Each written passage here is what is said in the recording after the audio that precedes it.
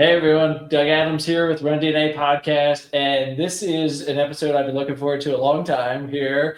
I am here with Dr. Courtney Conley, so thank you for being on the podcast with us here. Thank you so much for having me. I also have been looking forward to talking to you. We first met, it's been almost a year or so, right? Yeah. Through Steven Sashin was one that connected us and said you two should talk, and you have a lot of things in common there. And if you're living in a hole and you don't know who Courtney is here, I'll give a little quick intro just to kind of talk about it, about what kind of drew us together here. But really, Dr. Conley is an internationally renowned foot and gait specialist, so that's why I think there's such a great relationship happening on here today. Founder of Gait Happens, who's done a lot with education and getting people out there. You've also done a lot of work with the Healthy Foot Alliance and founder as well with that. I'd love to hear a little bit more about that. Yeah. Actually, maybe let's just jump right in. Tell me a little bit more about the Healthy Foot Alliance here. Yeah, what we wanted to do, there was a group of us. I mean, the whole goal has always been education. Yes. And educating people on the importance of their foot health. I think from a rehabilitation perspective, a lot of the movement professionals in our world, we've become very good at rehabbing most of the body pretty well, except when it comes to our foot, it's almost as if, the things that we do to the rest of the body are often ignored at the foot. So there was a group of us that, started the Healthy Feet Alliance, and it basically was just, it started off with just bringing to light the importance of paying attention to your feet. So the original members were John Polton, who owns Splay Athletics, Ray McClanahan with Correct Toes. There was a gentleman from the Foot Collective. God, we started that 5 years ago. I'm going to space on who the other members there, but it has grown exponentially. So now it is, people can join that. There's resources there for education, for different types of footwear. They put on events. So yeah, it's been a really good community of people to spread the word of foot health. That's awesome. And a very interesting observation how people often treat the foot differently than they do other body parts and aren't really looking at it and doing the same thing. It's like, we have this tried and true method for treating the knee, but all of a sudden when we look at the foot, because of some of the complexity and intricacies, it's like, nah, we're just going to kind of do our own thing over here. So it's interesting with that. So, and now, you're a physician with doctorate in chiropractic medicine here. What are you still doing for practice these days here? So I have a practice in Lakewood, Colorado. Okay. So I moved. I first was in Chicago, and then I moved out here probably about, my daughter's 14, so about 15 years ago. Okay. And I opened up a practice here. We have a couple chiros in there. There's a physical therapist in there. We have, massage therapists in there. So it is a, kind of a well-rounded facility. I'm in there seeing patients several days a week. It is where my joy is. I really do. I've been doing this for so long, but those days where I'm in clinic, really getting to help people. And, I think when you teach about this stuff, it's important that you have skin in the game, that I'm still in the clinic and I'm still doing this stuff so that I know, hey, this is working, or, there's new research. Let's try this and see what's happening. So that's been really important to me. And I also, like I said, it's my love, it's my joy. So I totally agree. It's hard, right? Because the more you teach, the more you travel, it's harder to be consistent with patients. But I think you learn something the best when you teach it. And then when you apply it and start to utilize it, then you realize the tweaks of how much, like, hey, I taught it this way, but it doesn't quite always work that way. There's some exceptions of this. So how do I teach how to find the exceptions and what to do? And I also, selfishly, I like the wins like the feeling of helping people with it. I had an athlete out that we did a whole, I thought like the Humpty Dumpty treatment week. Like we're putting all the pieces back together again. And it took every bit of my skills and every bit that I had. But man, when that athlete made this huge gain and it like sent me a text a week later, like I just had the best training week of my life. Like it's the best. Like that feeling. And I probably picked up like 3 or 4 things that I went back to old lectures or new lectures and put into it, because treating does really help out with that. So, it is. It's those emails are my why, because you still like, you know, it just warms your heart. I mean, you're really helping people, and that's really what it boils down to. Which is fun. That's a great thing about this profession. I think what Drew, you and I in the conversation too, we started talking about a shared, not a shared client, but client that you had that we were sharing some stories and saying, well, what about this? Or let's try this. And over some giant donuts in Austin, Texas. We got diabetes and solved some foot issues there, which was a lot of fun. That's right. You know, I think the other thing too is like when you're in clinic, no matter like just when you think you're like getting the hang of it, you're like, oh, I think I know what I'm doing. Then you get this case that walks through the door and you're just like, oh, it's a very humbling, experience, because you're like, I need to study more. I need to read more, which I enjoy that part of it too. You know, being challenged with those, difficult cases, and, it makes you want to just keep learning. And I love that about it. That is refreshing to hear too.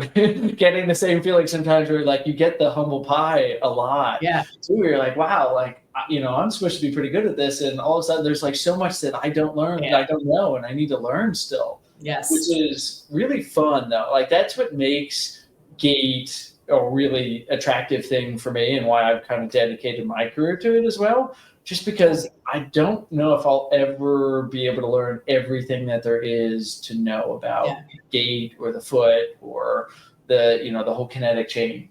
Yeah. Which gait to me it's just all inclusive.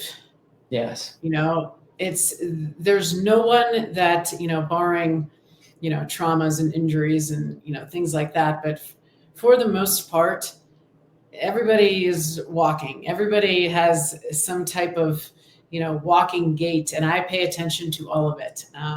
I love watching all of it. So it's interesting you say that, right? Our kind of theme recently has been gait as the missing vital sign. And I really think that there's a lot of truth in that statement, more than just kind of social media clickbait kind of stuff. It gives you, go ahead. Yeah, I was just saying, like, think about every system is almost involved in it. Every body system is involved in gait. And it's a window to so much information. I mean, I always say it tells this beautiful story of a person. You can tell just by watching someone walk if they've got a promotion, if they've just gotten fired, if they are in a good mood, if they're in a bad mood, if they, I even watch like my daughter and just how her different gaits that she, presents with. And it just, I think there's a lot you can tell, not only mechanically from watching someone move, but also the big picture, the whole mental, emotional part of a person. And I think that's, it's exciting. It is. And now I always caveat and say the gait is a vital sign. And, if you get hit in a car accident, we don't need to watch you walk. Like, we should check your blood pressure and heart rate. But like in non-emergent situations, there's so much data about gait too, about, hey, what's your mortality going to be? What's your mental health going to be? Where are you going to be at in the next 1 year, 5 years? How are you doing right now? And it paints this beautiful story about it. I think about plantar foot pain. So I'm having a little bit of plantar foot pain right now. And I was swimming this morning, and I thought about an idea for the lecture that I'm doing for an event on this. And I was like, this plantar foot pain was like 25 years in the making. I started thinking about how like, when I did this as a kid, like that was on that same side. And then I started doing this, and it started this conversation, this thought, because I was putting on some sandals to go swim at the pool this morning. Yeah. And I realized like my wife had given me these sandals and they kind of hurt my foot. And I put them on. I was like, yeah, it's kind of hurting when I wear these sandals. And because they're like some slides. And so I started thinking back. It's like, she gave me these a year ago, and that my foot was kind of hurting then, but I didn't register that I was having foot pain until it started actually hurting. But it's like there's an evolution of the story too, where like what you did years ago is contributing to your gait, and what you're doing now could be contributing so much to your gait in the future too. Yeah, it's there's so many factors that influence it, you know. I remember in one of our teaching courses, we talked about, do you remember the show? What is his name? It was a motorcycle show. Charlie Hunnam. No, I don't know if I've seen this one. It was, anyway, I'll think of it. But he has this, like, he's like in a motorcycle gang. So he has this like really like, you know, kind of tough looking gait in the show. Sons of Anarchy. There it is. Oh, Sons of Anarchy. Okay. Yeah. And so he was being interviewed, and the person interviewing him said, you know, how did you practice that gait, you know, to make it look like you're the, you know, this tough guy for the show? And he said, no. He's like, I grew up in a rough part in Ireland. And if you didn't have this like gait to you, you know, you'd get picked on. So I think that's really interesting how we adopt certain gait patterns based on our environments and what we see. And, you know, I think it goes back to, you know, not all of us are supposed to walk the same and look the same. I think the common theme there is efficiency. Yes. That we want to create efficiency. It's not to jump on tangents right away here, but that's an interesting point, and like a little maybe into that there. It's both a strength and a weakness, I think, of gait. Yeah. Right. So the strength is we can adapt to pretty much any environment. The weakness is that we often choose short-term adaptations, and we don't always go back as much. Like that's, you know, when we were running from a lion, who cares if your ankle hurts a little bit? Like you're just going to land in a little different way because you're trying to protect it. But you then, like, it seems to stick, and people have these adaptations, these maladaptations for long periods of time. And it like that's where the strength and weakness of gait is, and where gait analysis comes into such a big play. Yeah, I mean, people have to move from point A to point B. Yeah. So it's an all-inclusive activity. You have to be able to walk. You have to be able to get from point A to point B. So, you know, when there's injuries involved, whether it be an ankle sprain or an Achilles tendinopathy or what have you, anywhere in the body, your gait is altered, or there's compensation patterns. It's a compensation pattern to get you from point A to point B. So the question becomes, as someone who's analyzing gait, do we need to give them another strategy if these compensation patterns are no longer working? Right. And how do we create a more efficient environment for them so that they can, at the end of the day, walk as much as they want, run as much as they want? And are we shifting loads? Are we trying to return loads to certain areas? Like, what are we doing with some of this gait retraining strategies that's going to help them get to point A from A to B? And there is that like efficiency part of it too, but it's short-term efficiency, right? They'll find the long-term, and we don't have any ability, like we're missing something in our gait adaptation that thinks about, if I do this for the next 5 years, I'm going to wind up with hip arthritis. But this works really well when I need to go get my dinner out of the microwave when I'm standing up off the couch. Yeah. I like to think we're in the game for long-term efficiency. Like, how do we create an environment? How do we create, help assist someone to have long-term efficiency? Yeah. Well, I was going to do some rapid fire, but we're a perfect segue into one of my first questions for you here. So I think we're just going to jump into that. And I might go back to some of the questions at the end because I really want to hear your thoughts on those. But as somebody who does a lot of gait analysis and is an international expert on this, can you talk a little bit about what you most commonly see with gait deviation? Something we're talking very broad right now here, but I know you teach a lot of courses and do a great job of synthesizing those down. And what are the patterns that you see, and how do you approach correcting some of those strategies that most people are going to find, whether they're a practitioner or they're analyzing their own gait? I think if you were to say like very big picture. Yes. So when we're talking about our gait assessment from kind of, if I just take a step back. Yeah. I'm just looking to see if someone's comfortable. Yeah. Are they comfortable walking? Do they, or running? Do they look like they could do this activity for an extended period of time? When people who've been in pain for long periods of time, or they've had different, in pain and out of pain, and,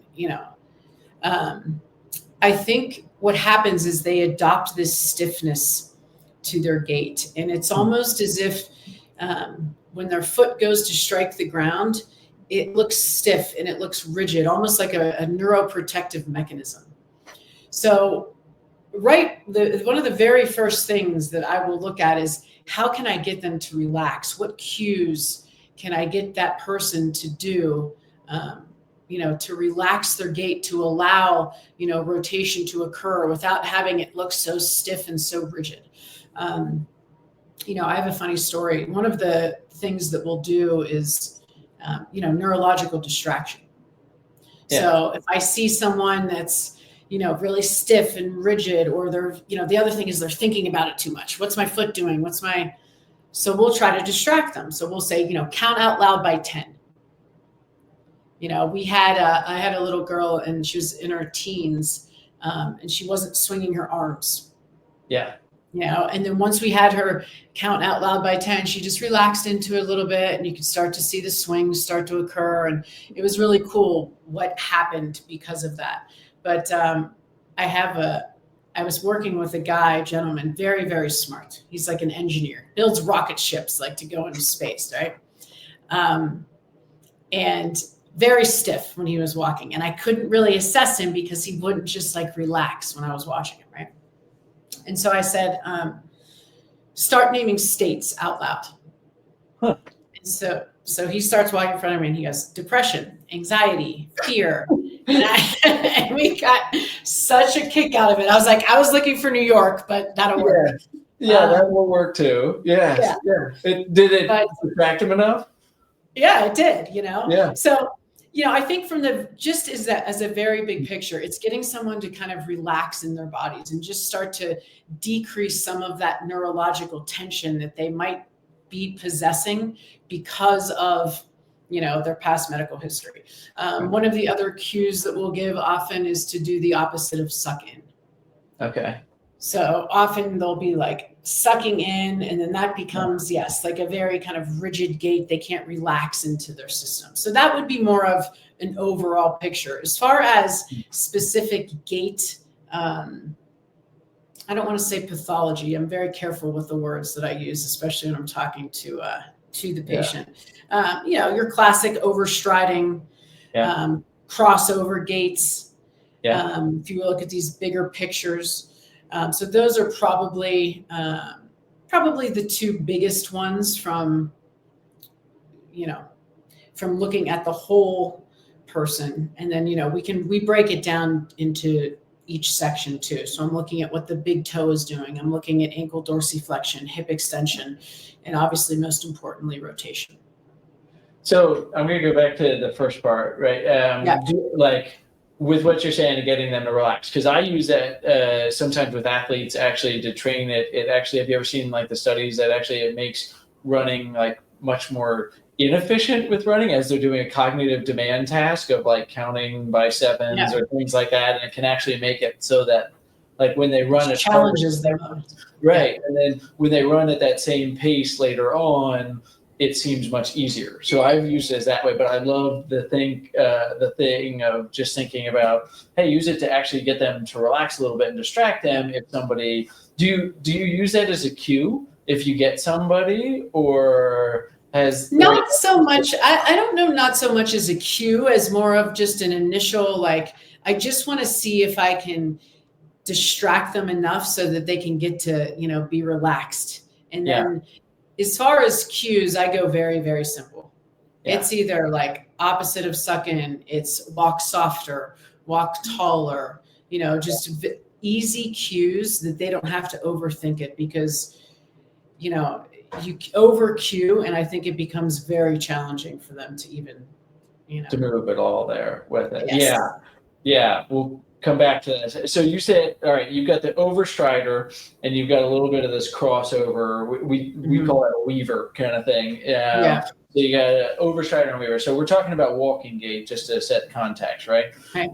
So overstrider, right? Talk to me a little bit overstriding with walking, because this is something we with our running courses a lot, we talk about overstriding, and the goal for running is to have a long stride with a short step pattern, right? So it should almost be called overstepping instead of overstriding, right? But talk to me about overstepping or overstride. It's truly overstriding when you're walking, because, of the way we determine, flight period when you walk versus run. So, talk to me about what that does to somebody, and why do people adapt this strategy? If it's supposed to be this efficient movement, why are they taking these big, long steps kind of outside of their body's capability? Well, I think there's a couple things to think about. Maybe starting with cadence first. If we're sticking to walking gait right now, steps per minute, we want to be anywhere from around 110 to 120 in a walking gait. Often patients that are in pain will have a slower, a much slower cadence. And it's interesting because when you think of ground reaction forces, all of those happen when the foot is on the ground. So this is what I would explain to my patients is, your foot is on the ground for a much longer contact time when you're walking slower. Yes. And so their gait becomes this, it looks like they're really trying to put one foot in front of the other instead of taking advantage of, fascial efficiency and, free energy. So one of the things we'll do is have them just use a metronome, right? And just have them listen to it for 5 minutes and see if they can match their strike pattern. That in turn will tend to bring that foot a little bit closer to them. Yeah. So that it's a grazing of the heel. I think I've seen a lot of people come into the clinic and they're almost walking as if it should be a running gait. Yeah. They've heard that heel striking is bad. So they're trying to walk on their midfoot. And I'm like, a walking gait is a grazing of the heel. Yes. It initiates pronation. It's where we can start to begin, calcaneal eversion and this beautiful unlocking of the foot. So if we are skipping that piece of it, you really start changing the rates of what happens at the foot. So that's where we'll kind of coach that. The other thing, with the heavy overstride, when you can hear these people coming from a mile away, right? Yeah. Is what's under their foot. Because when there's a lot of material or shoe underneath the sole of the foot, I can land out in front of me hot and heavy, and I'm not going to feel anything because I got all that cushion there. Yes. So the more material that is, I have the sole of the foot, the more material between the sole of the foot and the ground, the less I'm going to feel, the less I'm going to have a decreased sensory perception. So that grazing of the heel all of a sudden becomes a little more difficult. Yes. Because you can't feel how heavy you're striking or where you're striking. So in those cases, we start very slowly and we're like, okay, you're going to walk barefoot just for 5 minutes, just so that, and that's really all they need to do, because when you take a shoe off, you're not going to land hot and heavy in front of you and slam on the heel. You adopt this grazing of the heel. So those are some of the strategies that we'll implement for kind of that overstriding, heavy, slower cadence gait. Yeah, it's so interesting. I found, starting off mostly with running gait and now doing a lot with walking gait, there's a lot more research about the walking gait. Yeah. And sometimes it's a little easier to study, and there's much more subjects that are doing it. So I found, but what, to your point about, we made a lot of really good points in there, but one of it is like taking advantage of the efficiency of the way that our body is designed, and structures like the plantar fascia or the Achilles tendon, and like taking some of these big rubber band like elastic structures and getting the most out of them. I did a podcast recently for Doctors of Running, which they did a really nice job. And we're talking about plantar fascia. And I just thought it's really interesting that people, I'd love your thoughts on this too, and any insight you have as well. But, people wonder why they have plantar fascia symptoms for so long. And it's exactly what you described. They are on the ground for a significantly longer amount of time, which is where we see that cadence start to go down. And the literature on the cadence actually shows that when you get below 100, like, you're like 21% more likely to actually die in the next year. Like it's astonishing numbers for that, right? Really important. So what we see is that when we lose some of that efficiency and avoid those pains with plantar fascia pain, they'll start to change the way that they walk, and they actually extend the time that they're on the ground, and it keeps the work efficient and the same for the same speed.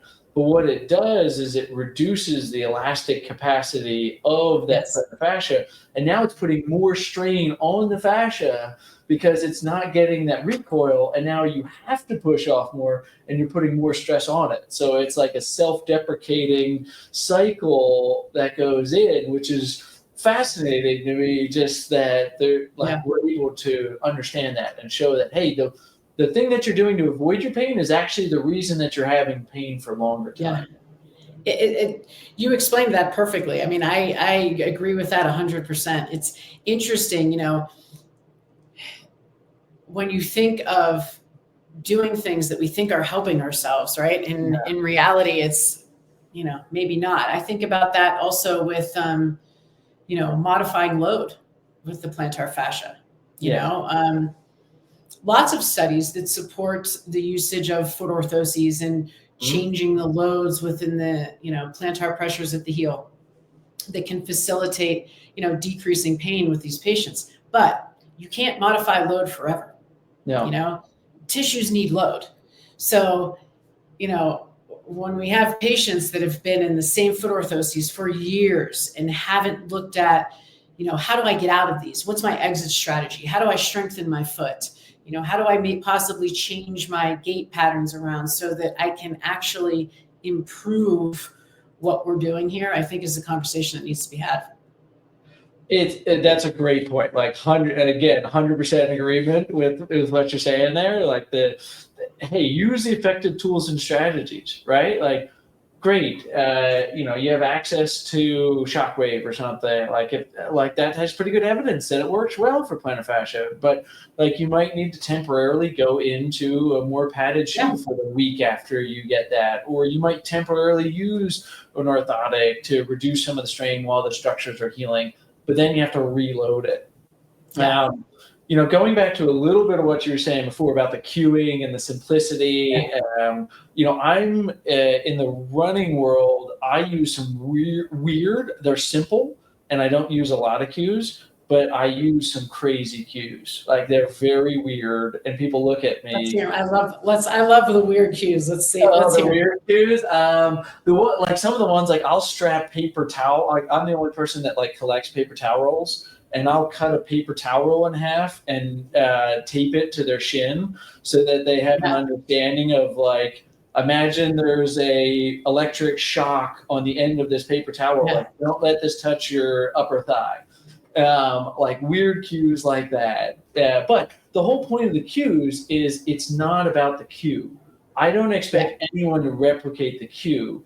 It's about getting them to feel the difference in the form and the posture.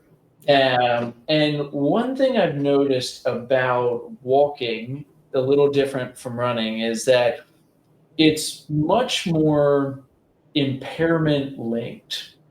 And what I mean by that, right? Like we know mobility is not ability and stability is not ability. So you can't strengthen somebody's hip and stop them from dropping the hip, right? You can't mobilize their ankle and all of a sudden they're going to double their dorsiflexion at stance phase, right? Yeah. We know that, but I have found that part of that cueing cycle with walking is because some of these things have presented over such a long time, there has to be a lot more immediate, okay, you do need to restore mobility first, or you do need to activate the muscle and get it to fire a little bit more efficiently before you do the drill, before you do the cue, because there are, like I call them, you got the emergency brake on if you're not doing some of these things. So it's interesting where you have to like do a little more, where there's not as much immediate satisfaction with somebody's walking gait as there is with somebody's running gait, because presumably the runner's a little healthier on most times going into it, so they're able to make quicker changes. But I'd love to see if you've experienced the same thing, or like how do you address that in your practice, and what are your expectations for how long it should take somebody to change their gait or to be able to make improvements in what you're addressing there? Yeah, I mean, I think you bring up so many good points there. And, I always say we're treating a person, not a diagnosis. So having to take everything into account, how fit are they? How healthy are they? What is their baseline mileage? How strong are they? Can they jump? Those factors. And those things can kind of help dictate how quickly you can expect to see a result from the things that you're doing. But, when we teach our courses, so I have a gait assessment course and then a treatment course. And in the treatment course, I was trying to figure out, how do I make this simple for people to understand? Because it's not. There is no protocol for anybody, for any diagnosis. And I was thinking about how to put things into buckets. Mm-hmm. So, we talk about treating the deficits, and then we talk about training the skill. So when I talk about treating the deficit in our courses, I have 3 buckets, right? So it's a proximal stability bucket, a range of motion, and a strength capacity. So those are 3 buckets that I like to see, like what are their breathing patterns? Do they have the ability to, stack their rib cage over their pelvis? Do they have good ability to create intra-abdominal pressure? This proximal stability is my number 1 bucket, because if the nervous system and the brain don't feel safe, then anything else you try to do from that, you're going to see some type of compensation, or something is just not going to end up the way that you're hoping that it does. So that is always kind of my priority bucket.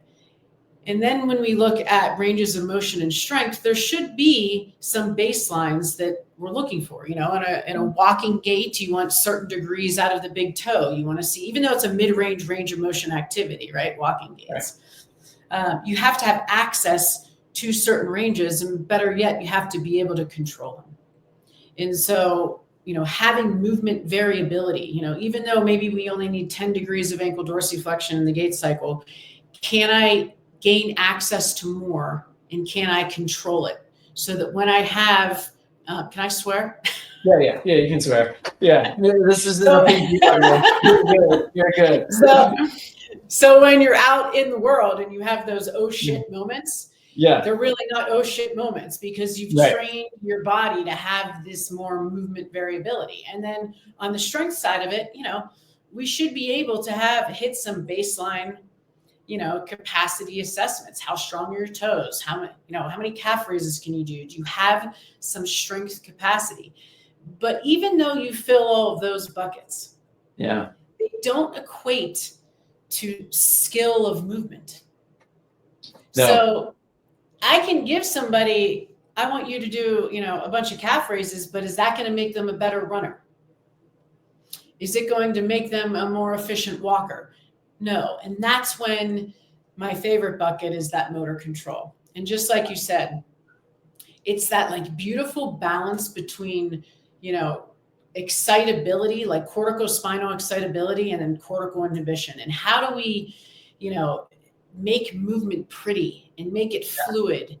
And that's, I think, training of the skill and giving, that's gait retraining, and whatever tools you have in your arsenal to make that happen.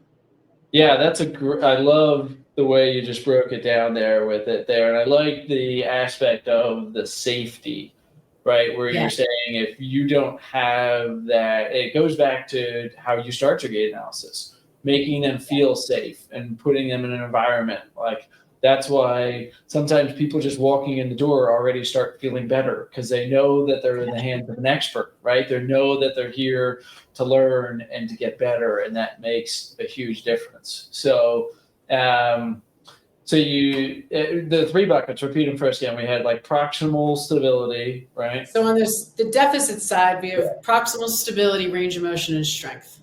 Yes. And then on the skill side, I have motor control. Yeah. Functional movements, like making things more functional. Yeah. And then plyometrics. And power. Training the spring and power. Yes. Yeah. It's interesting. Very, it's actually on my desk right now. Have you ever read this book? And I just connected with this guy on LinkedIn. It's like The Language of Coaching by Nick Winkelman. No, but I'm going to get it. It's a great book. He talks about the 3 Ps of performance. And it's very similar to, like, I have similar, language to what you do. You have this, and he has this in the book. And he talks about power, pattern, and posture for the 3 Ps of performance, right? So it's posture. Can you get into the position? It's pattern. Can you do motor control? Like, are you able to coordinate movement in a certain way? And then power is under load. Can you maintain that pattern and that posture under it? And when you get those 3 elements, then you're able to get into performance. And this is like a really nice way of putting gait analysis and gait retraining together, like what we do. And this is our like live course. I love these because we just do gait analysis all weekend. We did one in Arizona a couple weeks ago. We got like a Chicago one coming up, and it's like there's so many levers that you can pull for that, right? So each gait retraining section is a fun compilation of like, well, what am I working on more? Am I working on some of those deficits like you're talking about here, where it's like proximal stability, mobility, or strength? Like, do we need to get some of those capacities improved, or can I start working on that posture, power, performance kind of, patterning there that really makes a difference? And I always write it like, I never have enough time to get done everything I want in a treatment session. And so my new patient visits are 2 hours now. And my front desk is like, what are you doing? I'm like, I don't know. But every time I'm like, man, I wish I had, more time. I know, because there's never enough time. There's never enough time. But, I think I love the 3 Ps of that book. And it's very similar. Like, I think we're all speaking a very similar language, that, there has to be these, pillars of efficient movement. And I'm on this big power kick lately. Like, I think that regardless of age, of, where you are in your kind of decades, that power should be trained, period. And it's really been fun to start to implement that with a lot of my patients, for sure. I think we've seen, luckily, a movement in that way in the rehab space recently too. I think, unfortunately, like, we're catching up is where my stance is on that, because at first we were just focused solely on mobility, right? And so many people focus on mobility. Now we've seen strength start to be focused, right? Because you need mobility and strength for power generation, right? I think we're getting to power, and I love to hear you promoting it too, because it's one of those things that if you can get the foundations of mobility and strength first here, then you can really add a lot of power, and it goes back to the efficiency. Like I describe running as largely a passive movement. Like our body's job when we run is to put itself in a position where we can take all the benefits of these biarticulate structures, these elastic structures. Like we need to just put ourselves in a position where we can just time and time again, each step, get the most benefit out of that passive recoil that happens there. And it's pretty when you see someone doing it. Oh yeah. Yes, it really is. Like when you watch the elite of the elite, I was just in Flagstaff with 4 very, very fast athletes. And like to see them put that together and see what that power looks like, it's almost a juxtaposition because it's power that looks effortless. Yes. Because they've done all the work in the gym. Yeah. Yeah, and when we think power, we always talk about athletes. Like we know our runners need to have power. We know our athletes need to have power. But everyone, it's again that inclusive conversation. Everybody needs power. Yes. So just because you may not be a runner or you're not an elite athlete, you still need to be able to produce power if you want to, we talk the sexy word at the time is longevity, if we want to have good, quality of living and longevity. I mean, those are things that need to be trained across the board. 100%. I never looked into the legality of this, and I've never done it because I feel like it's like, again, some child law there. But what I really want to do is I want to film my kids for like 10 minutes and just like them in the backyard and say, try to do that as an adult. And they have so much power. Like my youngest son, Parker, he loves a show like Lion Guard. So we're playing t-ball in the backyard, and like he runs like a lion between bases, and he's like galloping like that. I'm like, I would blow something out if I tried that right now. And that's a real shame that that's my reality. But across the lifespan, we really should see like power, generation and power being such an important part of that. Yeah. The kids my daughter's 14. And I think she grew so fast this last year. I think she's probably like 5'9", pushing 5'10" now. Oh, wow. Real long, like she gets mad at me because I'm like, look at how long your femurs are. She's like, quit saying that. But she's, watching her running gait, she's still trying to figure it out, because there's just these long limbs and, and I think training like strength at that age and power at that age is really important. Like when I was younger, there was none of that when I was 14. And a lot of the high school programs don't, even the track and field, it's still like, I feel like we should be having more of these conversations on the importance of filling up all of these buckets. If I could say it's mandated that one demographic or one group gets a gait analysis, it would be freshman girls. Yeah.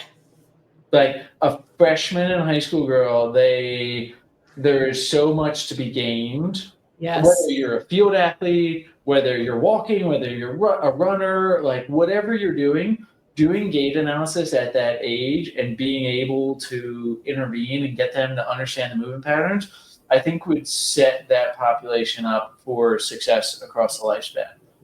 I tell them all the time, I'm like, you put me out of a job. Yeah. If you paid attention to their footwear and their foot strength, and like do a gait analysis like you do a scoliosis check, you put me out of a job. Please do it. Like send me into retirement.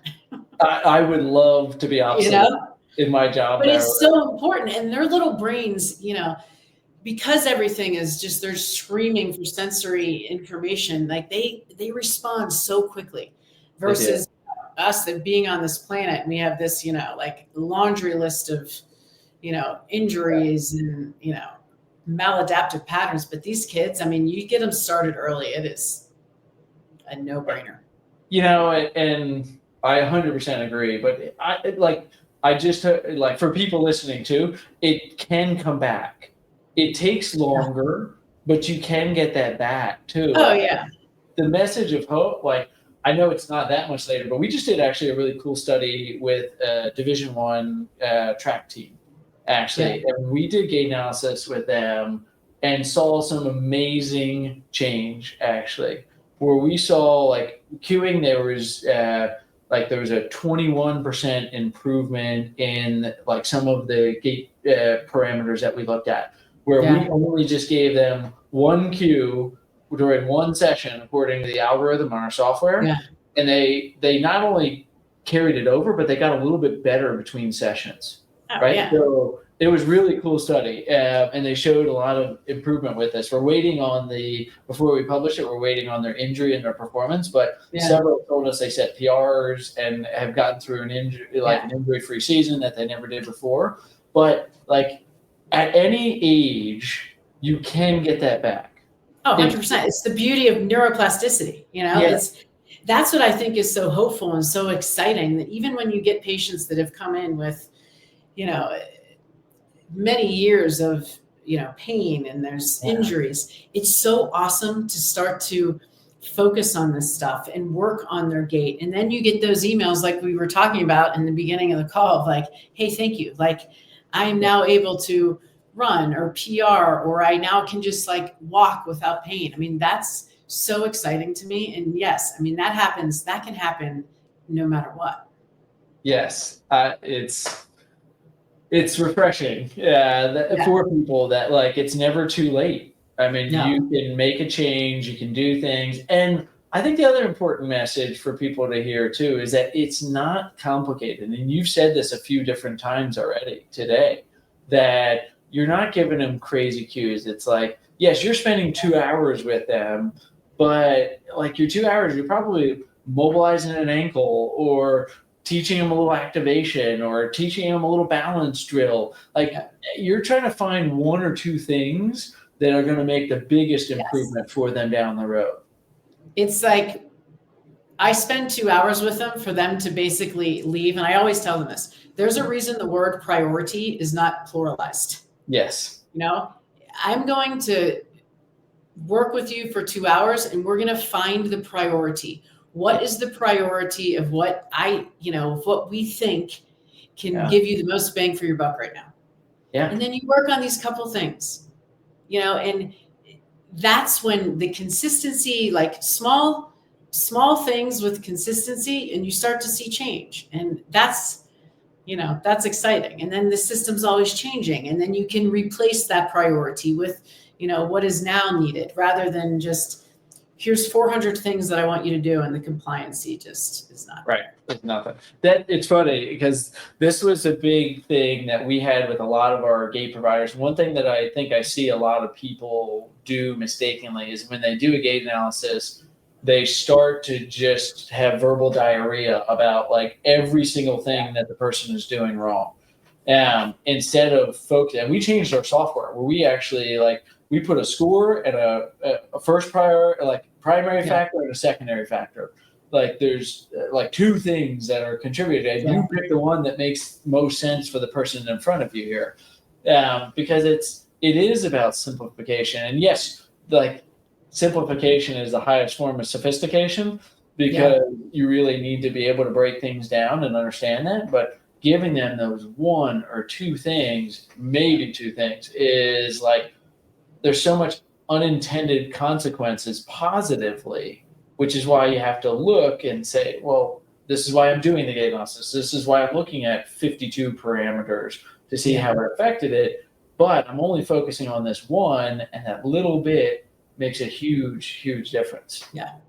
I mean, I think that's so important. It's almost when you get an MRI report back from a patient. I always say, don't read it, just give it to me. And then I will, it's the same thing. When they have these reports of all these things that, this is wrong and this is wrong, and it becomes extremely overwhelming and paralyzes the patient. So it just has to, I agree with you. It's just, these are the one or two things. This is what we're going to focus on. And then they start to see that change when you've picked out the priority. And that's why I love, like, when I, looked in you after we first met and kind of connected through email, I love that you had a similar approach and you said it on this today here, where, listen, there's no one way to do this, right? But we do need to try to simplify things. And gait is complex, but we need to put it together in a way. And that's why having a systematic approach of saying, like, all right, what are these 3 deficits? What are the 3 things around skill, movement?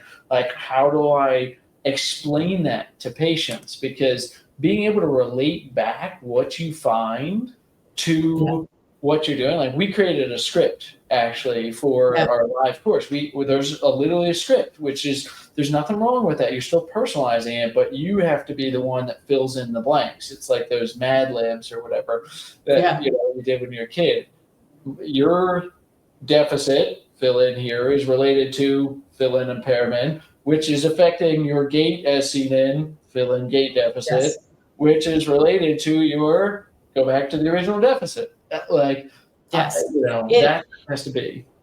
It's like, I think with everything, like, you talk about it from patient care to even, really anything in life. It's what is, people want to know what the problem is. Yes. And they want to know what the solution is. What is this that's going on? And then what can I do to help myself? Yes. And, again, the words we choose are so very important, because I think a lot of people think they need fixed, or there's something broken, or there's something wrong. And, I think we need to watch all of that, in that, we're just trying to create a more efficient environment. We just want to help facilitate what you already have going on, or what we can do to possibly improve some of those things, just so that there's, ease. I always say, like, engaging with your environment should be fun. Like, all of this should be fun. Walking should be fun. Running should be fun. It shouldn't be this, and I hear it so often, and it's so heartbreaking. Like, I don't want to go on vacation because I'm afraid I'm going to have to walk X amount of, miles. And when you hear those stories that it's affecting someone's life, it's, you want to do everything you can to make it better for them, Yes, this is Gait for all. This is why everyone should get a gait analysis there, because it could be my 25-year history of plantar pain really is something that if somebody had been looking at that when I was in high school, well, maybe I would have been in a better position now. And you don't have to worry about some of those things. And ankle sprains. Yeah. Ankle sprains are huge. And, the lack of proprioception, and what happens when the internal model isn't retrained. And, you can see those compensation patterns for years after, and then they'll have multiple sprains. I mean, those are the little things that if you catch with a gait analysis, way early on, and again, like you said, there is always hope. There's always things that can be done, but earlier interventions are also, much easier to work with. Yeah, you can see a lot bigger change, and there's good evidence to show that minor asymmetry is left unchecked for a long time. Like, that's why people are getting hip OA, knee OA. Like, I think it is really important that people know their gait. That's why we kind of say, like, gait is a vital sign, because people should know their gait. They should be able to say, okay, I know my blood pressure is 120/80 and my resting heart rate is this, but, like, what's my gait? Where am I at here with gait? And if you're missing that information, you're missing a big piece of the puzzle. Yeah, I thought in the beginning when you talked about the pace, the brisk walking, and how that, even walking at a lower cadence. I mean, there is tons of research on all of that now, and all-cause mortality. And, it's this, it really is, I think gait is, the most easily accessible, underutilized, under-prescribed form of exercise that, none of us are doing enough of. Right. What do you think about, like, if somebody has back pain, what's one of the best things for them to do? Yeah. Go for a walk. Go for a walk. Yeah. And to that study that we were talking about earlier, where we said, hey, if the study basically showed if you have 100 steps per minute or higher, you're 21% less likely to die in the next year. Yeah. If you're below that, for every 10 step per minute increase, you're 4% less likely to die. Yeah. That 10 step per minute increase is really easy to obtain. Yes. It is not hard for somebody to go from 80 to 90 or 90 to 100. Like with the appropriate plan, that's very approachable and obtainable.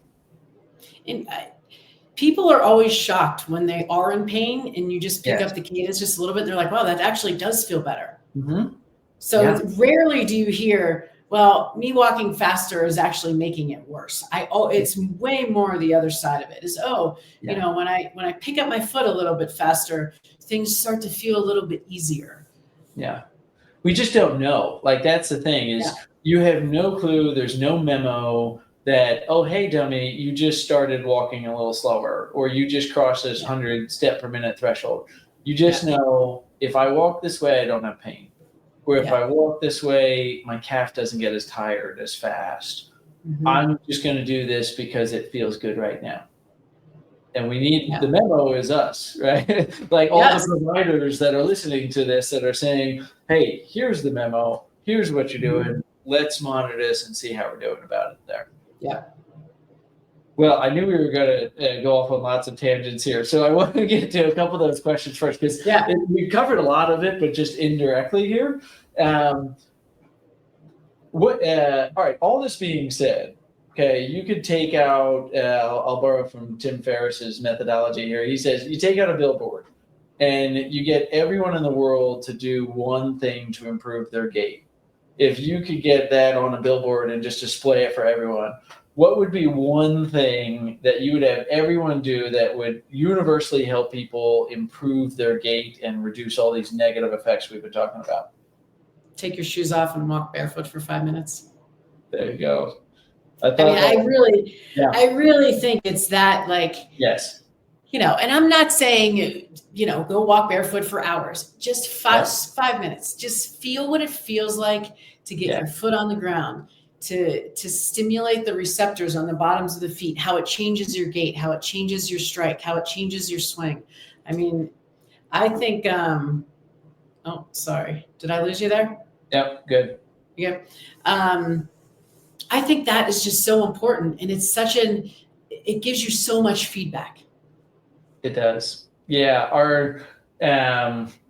One of my mentors earlier on, Irene Davis, was very animate about the foot as a sensory organ.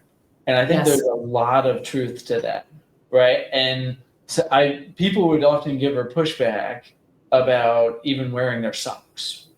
Because this is something like, don't even just take your shoes off, take your socks off too, right? Yeah. Like, you need to actually give your feet as much sensory input as you can. And that makes a huge impact on the overall function of your foot and how you are adapting to this environment that you're in. It's so important. It's very interesting. I was on a podcast this morning interviewing Kelly Robb, who's done a lot of research on textured insoles and the sensory stimulation, like stimulating different parts of the foot. Yes. And it's fascinating to me because as we age, we lose the sensitivity to those receptors. So when we turn 50, we lose 20%. When you turn 80, you lose 75% of the sensitivity. So it really happens quite rapidly once we turn 50. And not only that, but you also lose the strength of your feet. It's just sarcopenia. You know, we lose muscle strength as we age. So to be able to pay attention to those things, to allow your foot to gain strength and to work on strength and to allow it to just grab all of the sensory information, I think has profound, can have a profound effect on things like balance and gait and longevity and reducing risks of falls. I mean, it's so important. And I don't know about you, but I've rarely found a foot that is so far gone that you can't make improvements with some of that stuff. Like I pretty much, can always get some mobility out of a foot. We can always get some strength. We can always get a little bit more of those elements that make such a big difference. Of it. Rarely, I think, in the 80s, 90s, early 2000s, a lot of people were told that they have these rigid foot structures, or that their foot is just the way that it is, and you have to do this, and they're sentenced to ugly shoes and orthotics for the rest of their life. But I rarely find somebody that actually fits into that category of, no, you have a very rigid structure, you're not going to benefit from increasing the awareness of your foot. It's my favorite thing to do. I mean, if I could work, I love working on people's feet, because I mean, such a little bit goes a long way, because most people have never paid attention to them. Yes. So once you start, it's again, neuroplasticity. I mean, once the foot starts to be able to do little things like lifting the big toe and spreading the toes, and you start to actually get the foot to change shape, and you can see this arch recoil. I mean, that's the production of power, by the way. Yeah. And how that carries up the chain. I mean, I dig it. It's my jam. I love it too. That's great. All right, I'm going to ask you one more of these rapid fire questions. Then I want to ask one other question that we talked about. I'm sorry, we're going a little long here, but you're good. Two other good questions here. So what's one thing you wish you could create or invent as a chiropractor that make a huge impact on the field of gait analysis and what we're talking about here today? If you could wave a magic wand and create anything, what would it be that would make a huge difference? That's a good question. If I could have one wish, I would wish that people wore the right footwear. Yeah. That's it seems like such a low-hanging fruit. When you look at research, it's just wearing a shoe that allows, your foot to function better. Just allowing your foot to be able to splay within the shoe. Again, I think that would take care of, I don't know, maybe it's not to say take care of, but would be such an easy way to implement better function from the ground up. And really what we're up against there, the biggest battle, is fashion. It is truly, I mean, if I had a wish that everybody could wear functional footwear, again, I'd probably be out of a job, because I do think it would solve a lot of things from a pain perspective, in particular at the forefoot, when done correctly. Oh, yeah. But, people just, I mean, I have family members. I talk about this stuff in my sleep so much, and they'll be like, my bunion's hurting me. I'm like, well, can you get out of the, pointed dress shoes that you're wearing? And the answer is no. And I'm like, well, I don't know what to tell you. Yeah. Can't really help you much. It's funny. I took a personality test one time for a job, and there was a function and an aesthetic score. And on the function, I was a 99, and on the aesthetics, I was a 2. So I'm completely opposite. It was I don't care what it looks like. If it's the right thing, by all means, I'm going to go for it here. But I don't think I'm in the majority of that, unfortunately. Yes. Yeah. I'm going to New York this weekend. It's my brother's, my niece's communion. Oh, fun. And my brother always gives me a hard time. He's like, what shoes are you going to wear? Yeah. Because he's my brother's very Mr. GQ, in the city. He's a big fashion guy. And we just laugh all the time. He's like, I can't wait to see what, you're going to be wearing. I said, listen, I'm going to be walking all over New York City, and I'm going to be comfortable doing it. And you guys are going to come home at night and pop your shoes off and complain about how much your feet hurt. Right. And I'm going to be fine. That's right. That's right. Yeah. All right. One last question here, just because you are such a great advocate for Gait, and you've done a really great job about spreading that word. You've done so many great podcast episodes. You've got great social media presence. And we,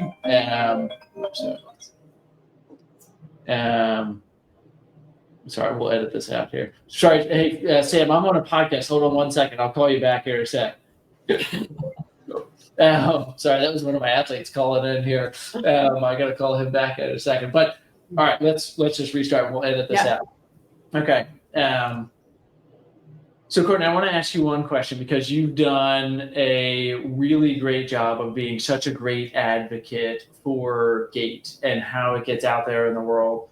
So I just want to hear some of your tips and tricks of how we can get people to really spread the word, because I think one of the keys to getting better at Gait, if you've listened to this podcast and say, man, I really want to do more with Gait, I really want to be better with it, I suggest you take courses, right? Head over to Gait Happens or RunDNA, wherever you get your courses. Like, get your courses, do that. But the number one way to get better at Gait is to just do more Gait. So letting people know that you're good at Gait and you're passionate about it is a great way. So can you share some tips on social media or ways to get out there, or what's been the most effective thing for you to get people to realize the value that you bring when it comes to Gait?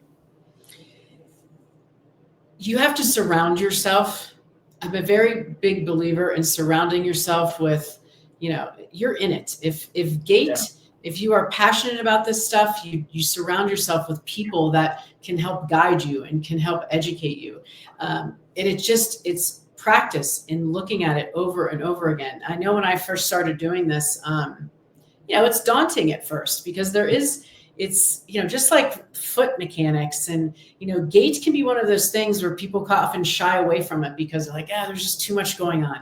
It is probably one of the best tools I have in all of the many years of education and continuing education courses that I've done that help guide me to better assess my patients. There's so much information that can be gained.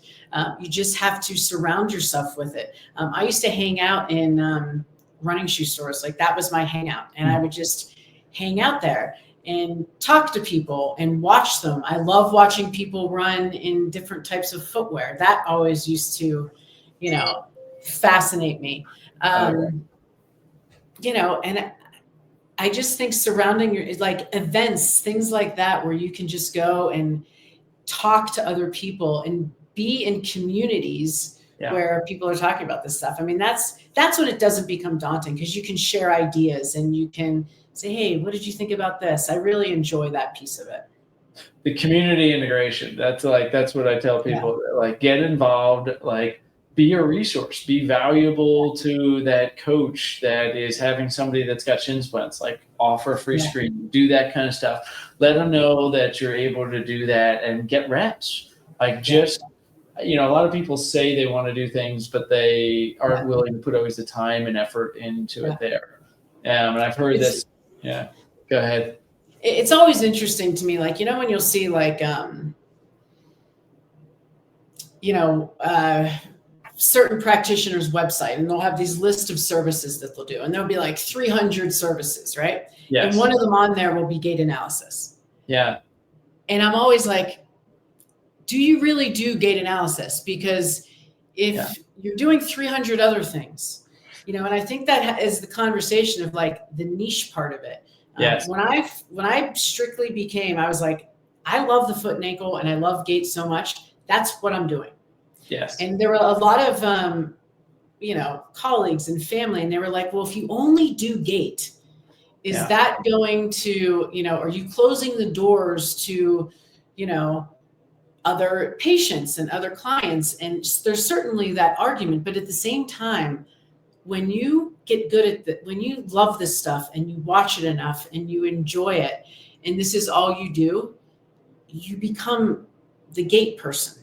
And there's not, to be honest, there's not that many, like, I think there's a real opportunity here for clinicians to become the Gait person in their areas, because I really don't think there is a lot of people that, unless you go to a Gait lab per se, but there's with systems like RunDNA, right? You can utilize these systems in a very easy manner to then become a Gait person. And you learn every single time. And you're 100% right. There is so much opportunity out there. Yeah. Because guess what? Everyone walks. Yes. Name the diagnosis. Like the only pushback is like, what about somebody with shoulder pain? Okay, like I still think they need a gait analysis too, but take them 100%. out of it, right? They need scapular stability and scapular motion is massive in the gait cycle. 100%. But even if you take that objection out of it there, like almost everyone needs a gait analysis. And you could be that person and could be busy all day, because if you've listened to this and if you think gait analysis just involves, I'm just going to analyze somebody's gait and then never look at it again throughout the rest of their plan of care, you're missing the point. Right? This is something that's integral into every single treatment. We should be staging it, tracking it, making sure that people are actually seeing changes there.